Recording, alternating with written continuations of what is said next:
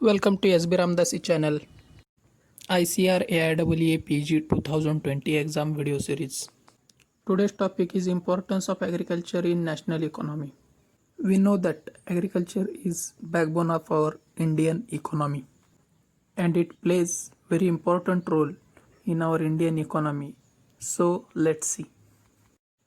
Contribution of agriculture sector in GDP means gross domestic product of our Indian economy in 2011 is about 2690 billion, and in 2019 it becomes 6098 billion. So you can imagine from the above graph what is the importance of agriculture sector in Indian economy.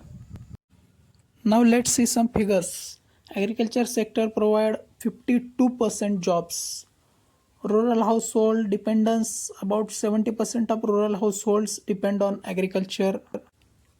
Then the agriculture sector contribution to the GDP of India about 24%. In recent 4-5 years it is reducing, but still it is 17 to 18%. Total export contribution is 7%, means agriculture sector contribute 7% to the total export of India, and it goes on increasing. Now here we see the various roles of agriculture sector in Indian economy.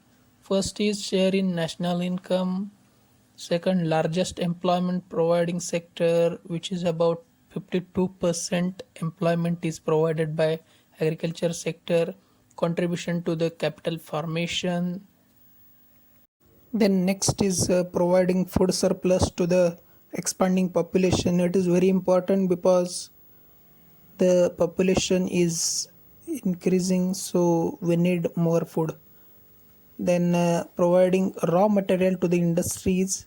Agriculture is the largest raw material providing sector to the industries. Also the importance in international trade. We see earlier that Indian export is about 7% contribution of agriculture sector.